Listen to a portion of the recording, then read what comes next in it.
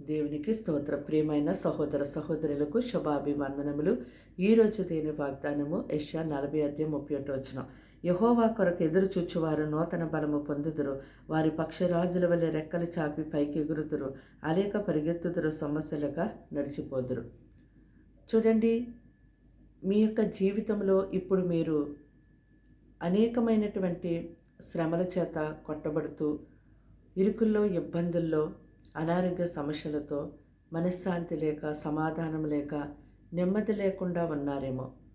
అయితే ప్రభు వైపు తిరిగి మీ యొక్క సమస్త భారము ఆయన మీద మోపండి. అయితే దేవుడు తన యొక్క పరిశుద్ధ స్థలములో నుండి నీకు సహాయం చేస్తారు.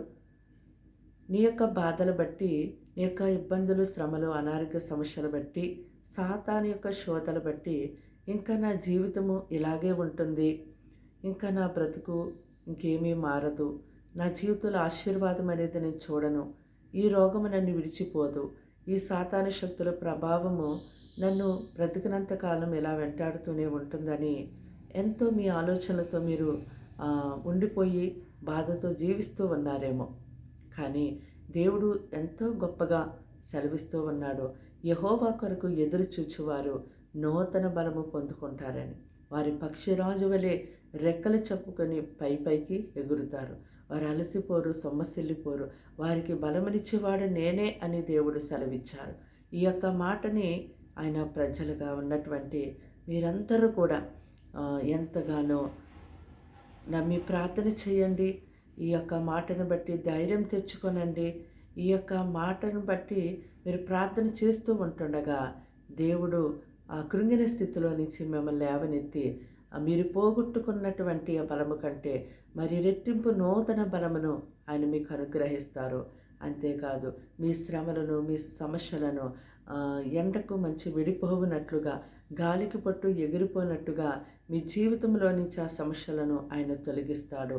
మరలా మీరు బాగుంటారు, మరలా మీరు నెమ్మది కలిగి ఉంటారు, మరలా మీరు సమాధానం, శక్తి, బలము, ఆశీర్వాదము కలిగి జీవించగలుగుతారు. కాబట్టి అటు ఇటు తిరుగులాడకుండా, మీ యొక్క ఆలోచనను బట్టి మీరు వెళ్ళిపోకుండా, మనుషులిచ్చే సలహాలు, సూచనలు బట్టి కాకుండా మీరు దేవుని వైపు చూస్తూ ఆయనకు మీ సమస్యను అప్పగించి ఆయన కొరకు కనిపెట్టుకుని ఉండండి. తప్పకుండా దేవుడు నూతనమైన బలముని మీకు ఇచ్చి నూతనమైన ఆశీర్వాదములతో మిమ్మల్ని నింపుతారు. అంతేకాదు, ఆయన మిమ్మల్ని ఏ రీతిగా ఆశీర్వదించి స్థిరపరిచి బలపరచాలో ఆయనకి బాగా తెలుసు. కాబట్టి మీరు కలవరపడకండి, చింతించకండి. మీ సమస్త భారం ఆయన మీద మోపండి. ఆయనే మీకు శక్తిని, బలాన్ని ఇచ్చి ఎంతో గొప్పగా మిమ్మల్ని ఆశీర్వదిస్తారు. ప్రార్థన. దేవానికి వందనములు, స్తోత్రాలు, స్తుతులు చెల్లిస్తాం తండ్రి. ఇది కాలశమని మాటలు బట్టి బిడ్డలు దీవించి ఆశీర్వదించండి. వారింటి వారిని రక్షించండి. వారు ఎలాంటి శోధనలో ఉన్నప్పటికీ ఆ శోధనలకి నన్ను విడిచిపోవని వారు అనుకోవడానికి వీల్లేదని ఇది కాలశమని వాక్యం ద్వారా మీరు సెలవిస్తున్నారు. ప్రభా, శోధన కాలంలోనే వారు నీ వైపు తిరిగి ప్రార్థన చేస్తూ ఉంటుండగా ఇదిగో మరలా వారికి ఆ యాతన శోధన నుంచి విడిపించి నూతన బలమని ఇస్తానని వాగ్దానం చేసావు కనుక ఈ వాగ్దానాన్ని బట్టి మరలా వారు బలము తెచ్చుకొని నాయన ప్రభా, వారు ఆ సమస్యలను ఎదిరించుటకు అయ్యా మీరు సహాయం చేయండి. వారి పిల్లల్ని పోషించండి. వారికి ప్రతి ఒక్క అవసరతను మీరు తీర్చండి. ప్రతి అక్కరిని మీరు తీర్చండి. అయ్యా, వారిలో మీరు ఉండండి. వారి చుట్టూ మీరు ఉండండి ప్రభా.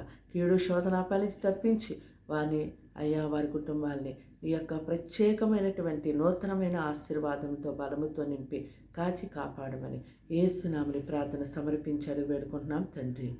ఆమేన్.